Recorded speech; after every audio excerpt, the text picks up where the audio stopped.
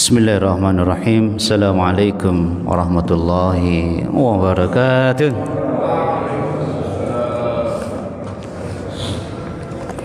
Hamdan wa syukran lillahi wahdah. Salatan wa salaman li rasulillahi sallallahu alaihi wasallam. Allahumma ati nufusana taqwaha wa zakkiha Anta khairu man zakkaha Anta waliyuha wa maulaha. Allahumma anta ja'al Qur'an rabi'a qulubina wa nura sadrina wa jila'a husnina wa dhahaba hammina wa ghammina. Ya Allah, jadikanlah Quran ini penyejuk hati kami, penerang dada kami, pengusir kesedihan kami, dan pelenyap kegelisahan dan kegalauan kami. Amin ya rabbal alamin. Ma'asyiral muslimin rahimakumullah. Subuh ini kita mengangkat tema yang merupakan pengaduan atau keluhan Rasulullah SAW kepada Allah Subhanahu wa Ta'ala tentang umatnya, karena beliau sangat sayang dan cinta kepada kita. Dan ingat, keluhan ini dulu di zaman sahabat Rasulullah SAW, di zaman terbaik, tetapi Rasulullah tetap punya kekhawatiran kepada umatnya. Bagaimana dengan kita? Kalau Rasulullah hadir sekarang di teros misalnya, kira-kira apa? Apakah Rasulullah mengeluh? Kayaknya pasti gitu ya. Ini bisa kita lihat jemaah sekalian di surah Al-Furqan ayat 30. A'udzu billahi minasy syaithanir rajim. Wa qala ar-rasul ya rabbi inna qaumi ittakhadhu hadzal qur'ana mahjura. Jadi sampai-sampai Allah menjadikan firman-Nya, doanya baginda Rasulullah sallallahu alaihi wasallam, keluhannya. Berkatalah Rasul itu, yaitu Rasulullah sallallahu alaihi wasallam, sungguh ya Rabbi, wahai Rabbku, inna, sungguh loh, ini benar-benar fakta ini, kaumku ini, ittakhadu, menjadikan hadal Quran, udah jelas-jelas ya, Quran ini mahjura, dijauhi, hajaroh, hijrah, meninggalkan kan, satu tempat ke tempat yang lain. Jadi mahjura, Quran ini sungguh dijauhi oleh kaumku ya Allah. Kira-kira gimana jemaah sekalian? Fenomena sekarang gimana? Al-Quran cenderung dijauhi jemaah sekalian? Ya Allah. Bahkan kita prihatin, ada yang sudah tua nggak bisa baca Quran. Ada nggak jemaah sekalian? Ada nggak?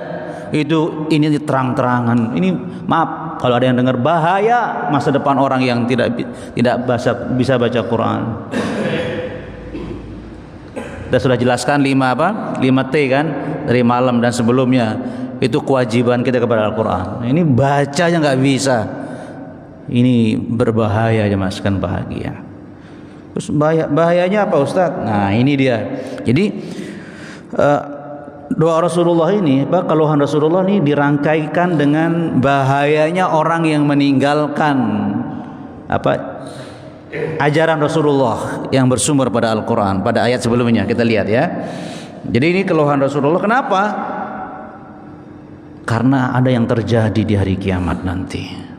Orang yang menjauhi Al-Quran, yang merupakan ajaran Rasulullah, yang disampaikan Rasulullah selama berapa tahun Rasulullah berdakwah? 23 tahun. Coba. Ya Allah, ya Rabbi Karim. Itu di surah Al-Furqan juga ya, ayat sebelumnya. Kita lihat Mas sekalian. Ya Allah. Bagaimana kejadian ini sangat mengerikan, kalau boleh kita katakan mengerikan, ya. Terjadinya nanti di hari kiamat di padang mahsyar, jemaah sekalian. Orang yang menjauhi ajaran Rasulullah, yaitu Al-Qur'anul Karim. Wa yauma ya'addul zalim. Pada hari itu, nanti di hari kiamat, ada orang zalim. Jadi Allah memvonis orang ini orang zalim. Ya'addu, itu terus menerus menggigit. Ya'adun, apa itu yang digigit? Ala yadayh, menggigit kedua tangannya. Jadi bolak-balik digigit kan. Sakit ya sakit, tetapi lebih sakit kenapa dia melakukan itu? Sebabnya ada. Sambil yaqul, sambil dia ngomong, dia memarahi dirinya sendiri, menyesal. Ya Allah, ngeri. Coba praktik gigit tangannya, Pak. Coba. Aduh, ya Allah sakit ya. Ya Allah, ngeri Mas sekalian. Dan kenapa dia sampai menggigit kedua tangannya dan enggak berhenti kan ya'addu itu fi'il mudhari'. Yadullu ala istimraratil amal, menunjukkan aktivitas yang terus menerus. Gigit terus. Mungkin sampai diklentai daging-dagingnya.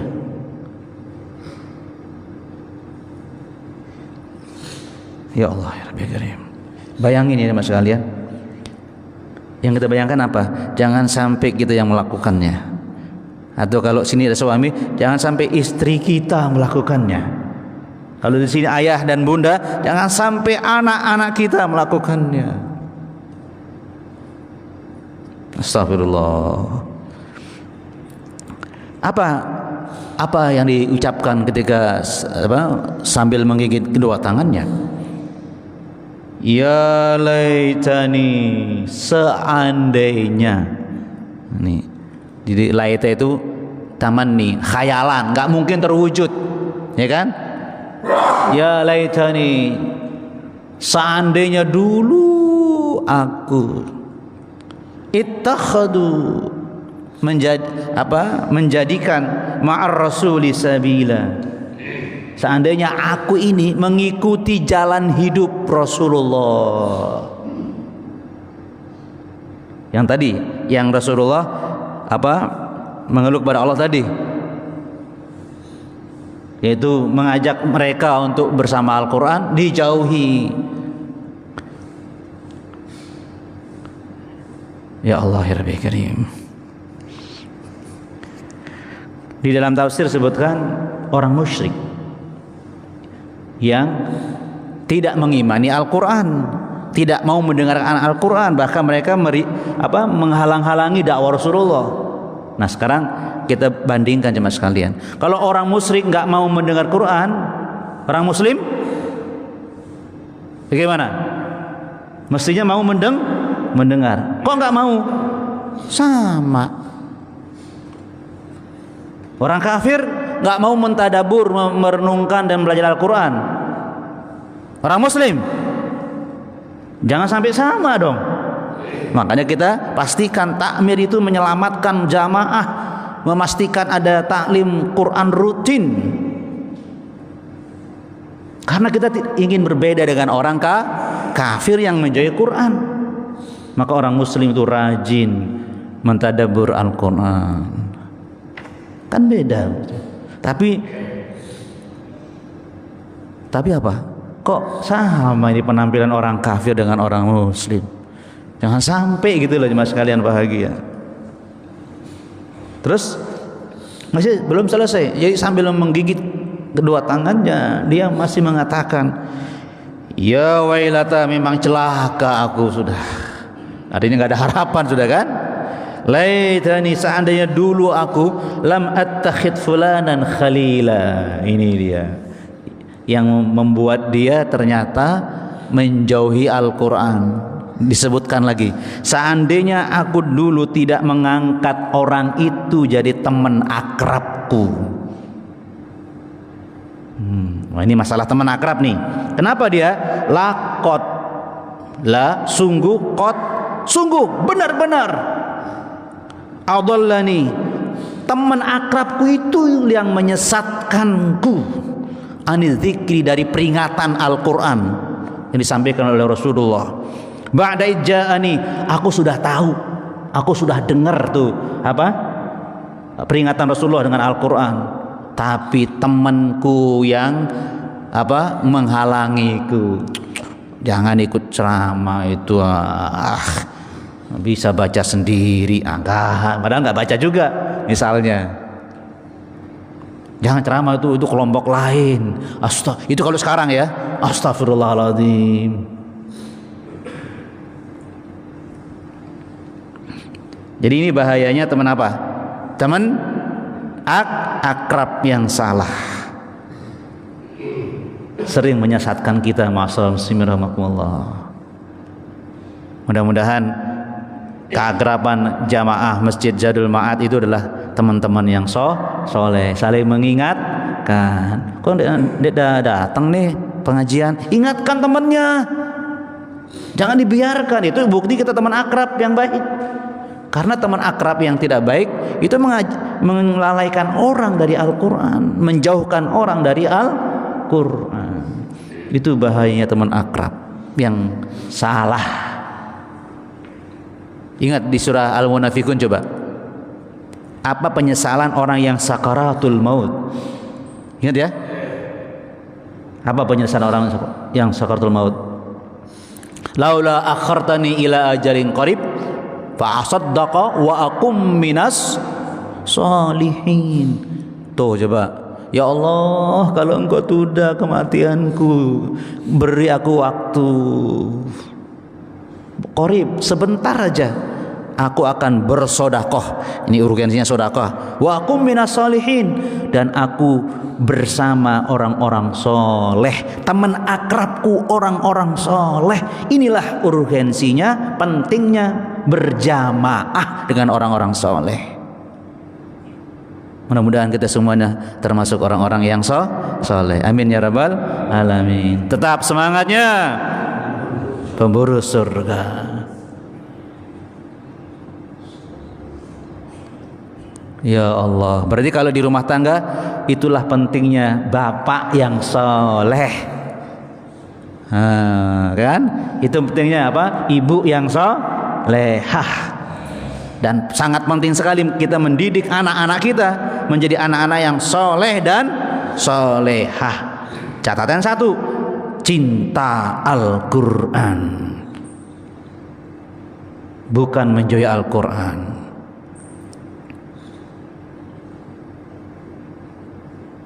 Ya Allah, ya Rabbi Karim. Ada lagi jemaah sekalian bahagia,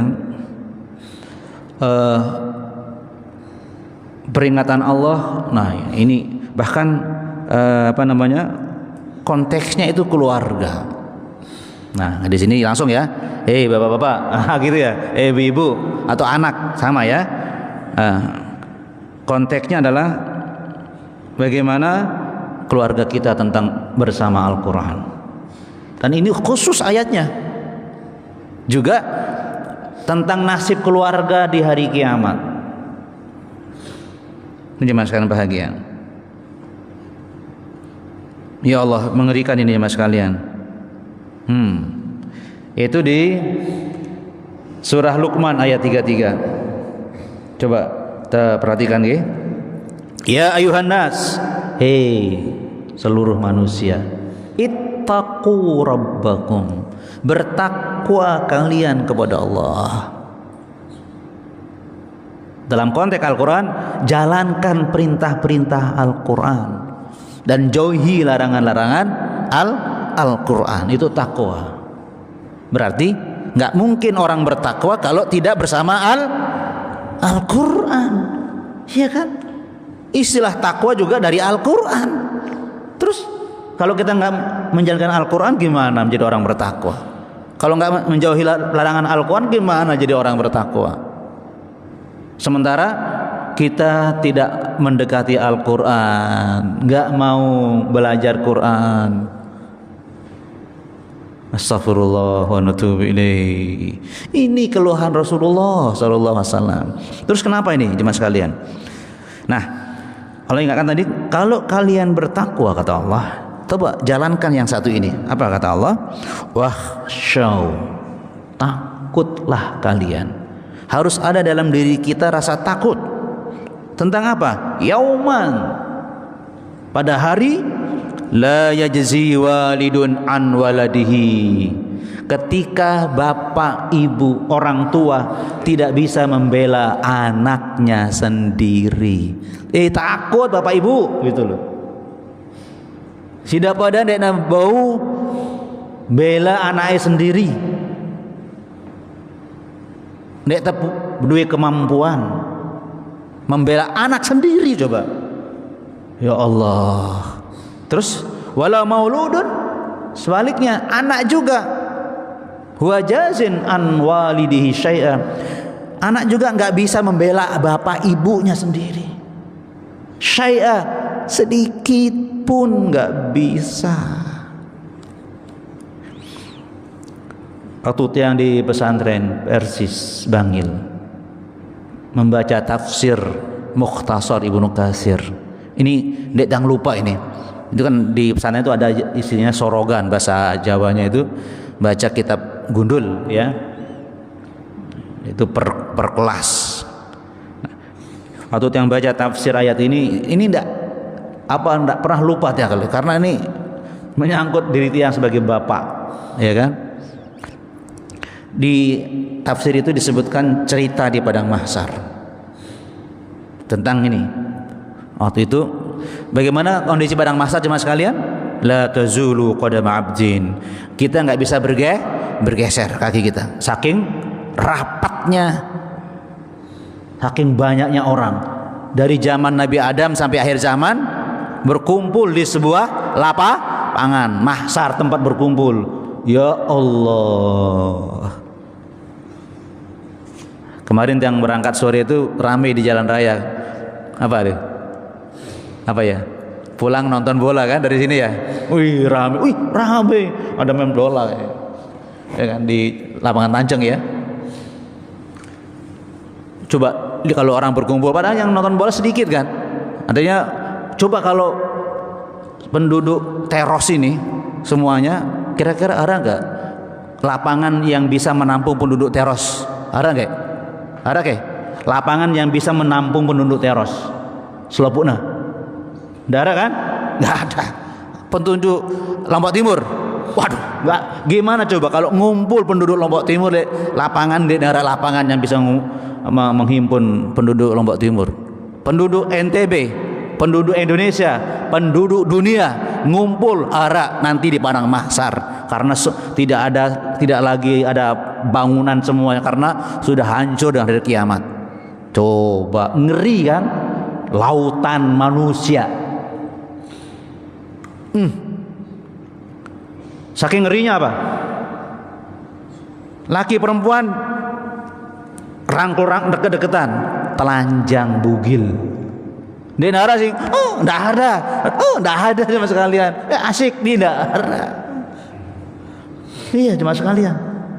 Ngeri jemaah sekalian. Ya Allah, coba bayangin. Allah mentakdirkan atas izinnya anak sama bapak itu berhadap-hadapan, dempet gini. Coba kira-kira gimana kalau ada anak ketemu bapak? Senang nggak? Senang kan? Sudah lama ndak bertemu, suwe dia berdait. Ampun berdait nih 4 bulan sekali. Wah, gitu kan? Ini padahal kita bukan keluarga kan? Tak beritahu saat ikhwan ini Ustaz berangkat, oh siap Ustaz. Wah, kan senang kita kan gitu bertemu ya gimana? Apalagi anak dan ayah. Ternyata anak ini sama sekali nggak ada raut muka senang, bapak, nggak, takut. Bapaknya nggak dilihat, nggak ditegur. Nah dalam ceritanya itu seolah-olah anak ini nggak kenal di bapaknya, nggak butuh sudah. Jadi nggak ditegur, ketakutan macam-macam. Likulli mri'in minhum yauma idzin sya'nun yughni. Setiap orang itu sibuk dengan ketakutannya masing-masing, jemaah sekalian. Ternyata bapak ini bapak yang baik, bagus. Tanda di anaknya. Anak yang negur dulu, bapaknya yang negur duluan. Nak, bahasanya begini. Nak, bapak ini, kamu punya bapak yang lain. Heran nih anak nih, kok nggak negur bapaknya gitu loh. Nah, ini loh bapak. Apa jawabannya? Baru ngomong anaknya, tahu, kamu bapakku kok. Loh, tapi nggak itu loh, nggak seneng ketemu bapaknya, nggak ada harapan kan. Nah, anak ini ternyata kemudian meneruskan, tahu, engkau bapakku yang baik. 1, 2, 3 disebut kebaikan bapaknya, dipuji malah. Iya bapakku, engkau memang bapakku yang baik. Ini cembur gitu kan. Jadi bapak yang bagus memang ini. Seperti Sida Badani kan. Penuh perhatian dengan pendidikan agama anak, akhlaknya gimana, kalau nggak sholat gimana, belum sholat gimana, ngaji rajin nggak, dikontrol kayak bapak-bapak teros ini, ya kan, betul? Nah itu kan begitu. Terus apa terus? Karena ini anak ini ngaku bapaknya baik, bapaknya ngomong gini, anak atini mithqala habbatin min hasanatik. Anakku, bapak minta kebaikanmu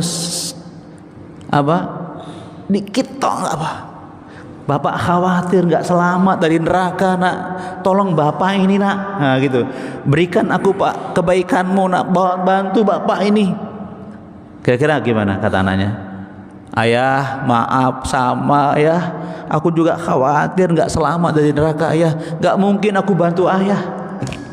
Itu gambarannya jemaah sekalian.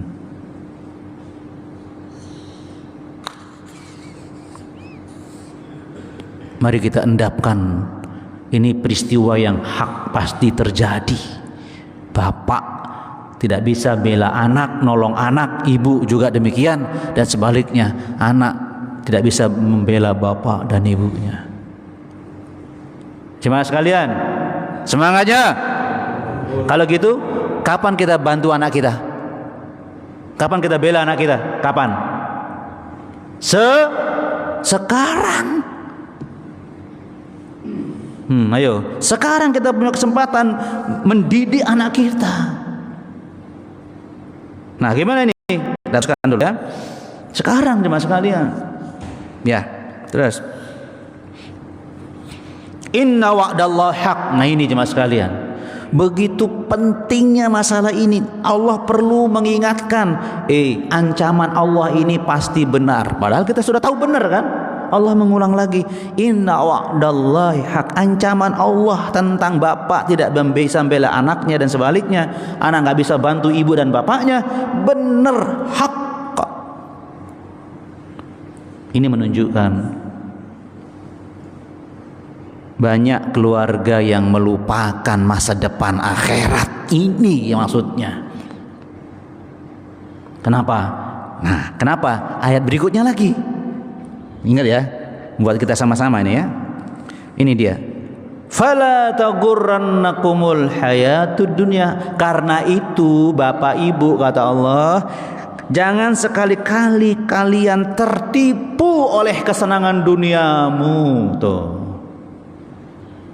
Yang kedua, lanjut aja ya. Wala yaghurrannakum billahil ghurur. Jangan kamu tertipu oleh setan yang kerjanya bohong, menipu kamu. Jadi kalau ada orang bohong itu setan berbentuk manusia, meskipun pakai mobil. Jadi setan itu sukanya berbohong. Satu kebohongan ditutup dengan kebohongan berikutnya. Bohong tok, Nauzubillahi min dzalik. Nah, jemaah sekalian. Jadi Allah ingatkan banyak keluarga yang cuma ngurus dunia tok.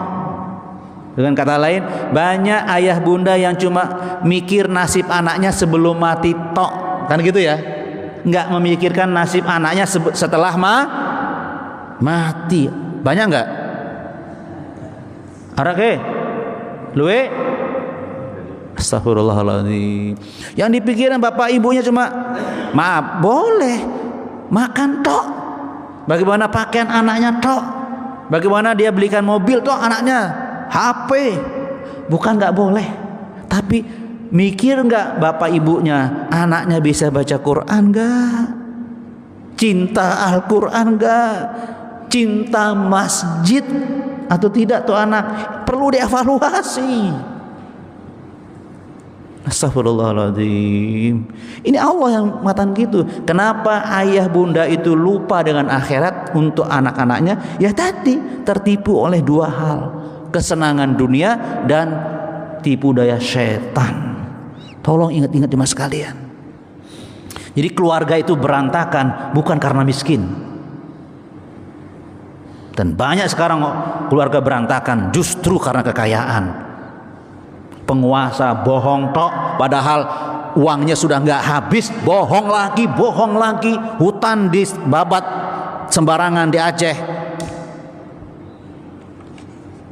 Karena apa? Serakah dengan dunia, akhirnya berbuat zalim sewenang-wenang. Kekuasaannya juga digunakan untuk mengeruk harta rakyat misalnya. Di Indonesia enggak ya? Enggak ya di Indonesia ya? Enggak beda. Ditontonkan kan sekarang ini kan? Korupsi kan itu namanya maling. Ditonton kan sekarang. Penegakan hukum juga lemah. Kenapa? Pasti ini kan? Pasti ini kan? Betul? Pasti ini. Astagfirullahaladzim. Berat. Maaf, jujur nih. Apa yang membuat kaum muslimin jarang datang sholat jamaah? Apa diantaranya? Pasti ini kan? Pasti kesenangan dunia kan? Ini pasti itu jemaah sekalian. Atau bisikan setan. Dengan dunia juga bisikannya. Astagfirullah. Bahkan kadang-kadang maaf, ngaji tok, mau kerja, pasti dunia dong. Coba saya minta maaf jemaah sekalian. Kalau di Zadul Ma'ad ini kan, misalnya kan ada kajian setiap pagi subuh setelah pada maghrib misalnya. Paling lama kan setengah jam atau 3/4 jam, betul? Betul nggak jemaah sekalian? Terus kalau kita kerja berapa jam? Kerja itu loh, golek nyari dunia berapa jam? Dari jam berapa? Taruhlah jam 8 sampai jam? Ya, berapa jam? Nggak adil kalau kita nggak datang. Tapi karena aku sibuk, aduh ini telat. Astagfirullahaladzim. Ya Allah, padahal kalau kita taklim Quran, dunia kita dimudahkan oleh Allah. Ini nanti sampaikan hadisnya jemaah sekalian. Jadi ini introspeksi, evaluasi untuk bapak, ibu dan anak. Keluarga kita ini mempersiapkan masa depan akhirat atau tidak? Itu yang Allah ingatkan. Dan itulah sebabnya orang yang tidak mempersiapkan akhiratnya menjauhi Quran. Karena Quran ini efeknya dunia sampai akhirat. Secara logika jemaah sekalian, kita pingin bahagia dunia tok atau juga akhirat? Iya kan? Itu logika yang bagus kan? Kalau orang ingin bahagia dunia tok, gimana dia? Bodoh nggak? Bodoh. Tapi itu yang terjadi. Astagfirullahaladzim, kan enak. Dunia bahagia, akhirat bahagia. Rabbana atina fid dunya hasanah wa fil akhirati hasanah wa qina adzabannar. Ini kan cerdas, keluarga cerdas. Bapak yang hebat dan ibu yang hebat mempersiapkan keluarganya bahagia dunia sampai akhirat. Itu keluarga yang bagus. Dan hanya Al-Quran yang menunjukkannya bahagia dunia dan akhirat. Makanya Rasulullah mengadu kepada Allah, kok orang-orang ini jauh dari Al-Quran? Ya Rahman ya Rahim. Nah, jemaah sekalian bahagia, kenapa Al-Quran menjadi penyelamat jemaah sekalian? Kenapa Al-Quran jadi penyelamat? Karena Al-Quranlah yang membuat kita punya iman kepada akhirat, ya kan jemaah sekalian? Coba praktikkan, buka Al-Quran secara acak, buka Quran secara acak, pasti kita akan melihat, kalau tidak di sebelah kiri, halaman kiri, atau mungkin halaman kanan, ada tentang akhirat. Allah mendidik kita agar mempersiapkan akhirat, bukan dunia. Nah, sebagai penutup jemaah sekalian, Rasulullah SAW menyampaikan kepada kita, orang yang memperkuat imannya kepada akhirat, dia akan bisa menguasai dunia. Tapi sebaliknya, orang yang cuma memburu dunia, akhirat sering dilupakan. Hadis riwayat Tirmidzi, wa man kanatil akhiratu hammahum.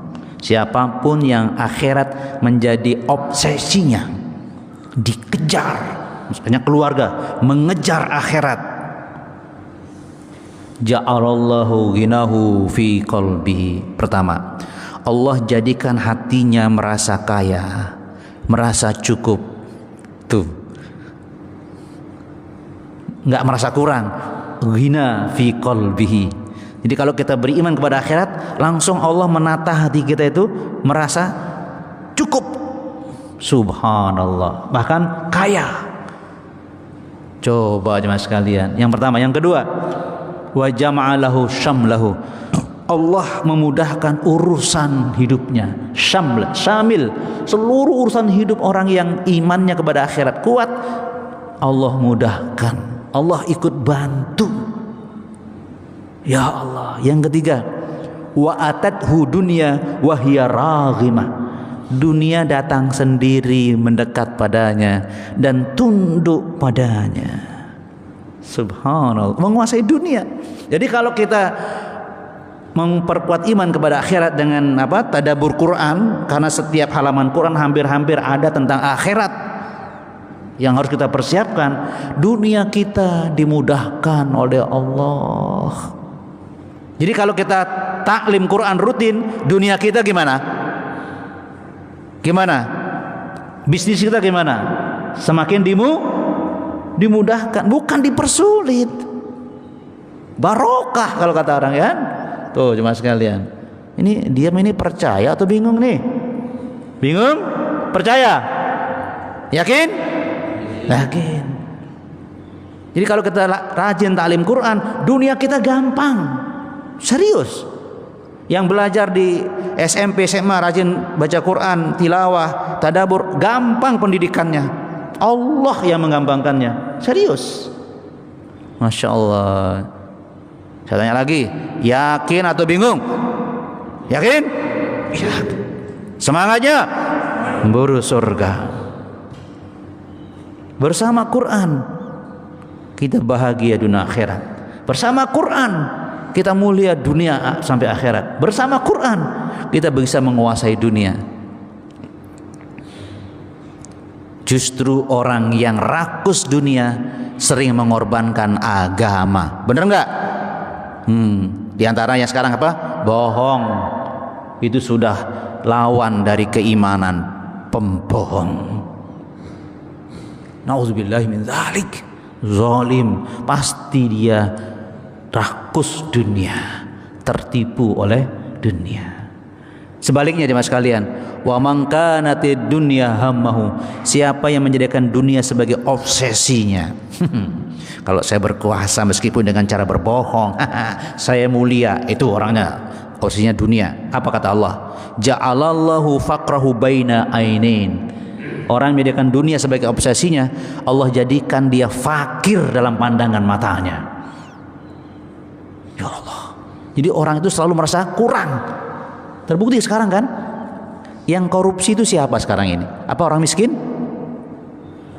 Tidak.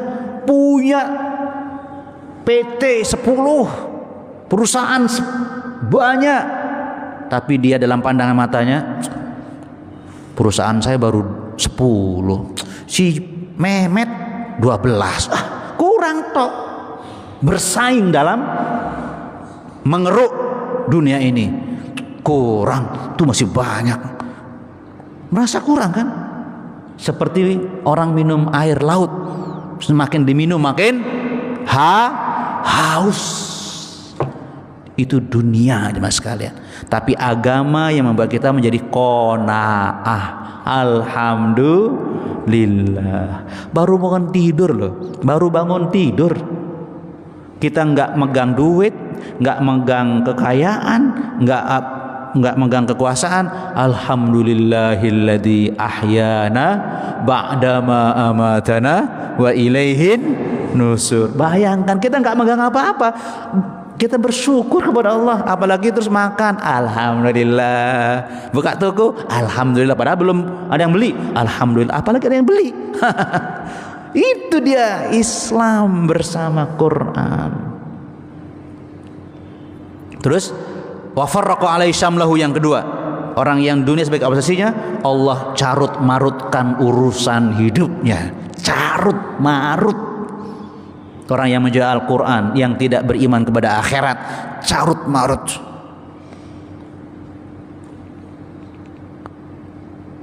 Wa atathu dunya ma qadarallah, dan dunia datang sesuai dengan takdir Allah. Gimana jemaah sekalian? Nah, makanya mari kita ingat apa tadi, surah Al-Furqan yang menjadi keluhan Rasulullah tentang kaumnya, tentang umatnya. Mudah-mudahan kita nggak termasuk yang dikeluhkan oleh Rasulullah Shallallahu Alaihi Wasallam. Itu dulu. Mungkin ada yang disampaikan, ditanyakan, atau ditambahkan oleh jemaah sekalian. Monggo, sila.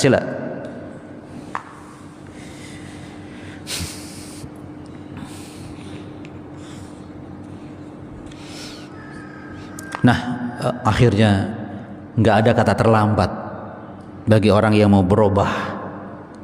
Lebih baik sekarang juga menjadi sahabat Al-Quran, mencintai Al-Quran, dan menanamkan keimanan yang kuat dalam keluarga, yang membuat kita bisa menguasai dunia, bahagia dunia sampai akhirat. Mudah-mudahan yang hadir ini dan yang mendengarkan semakin dicintai oleh Allah karena kita mencintai Al-Quran, semakin dibela oleh Allah karena kita membela Al-Quran, semakin dimuliakan Allah karena kita memuliakan Al-Quran, suka membacanya, suka menghafalnya, suka mentadaburnya, mengamalkannya, bahkan kita mengajarkannya. Mudah-mudahan Allah selalu memberi kita hidayah, maunah, istiqomah sampai akhir hayat, dan berakhir dengan husnul khatimah. Amin ya rabbal alamin. Subhanakallahumma wa bihamdika asyhadu an la ilaha illa anta astaghfiruka wa atubu ilaik. Assalamualaikum warahmatullahi wabarakatuh.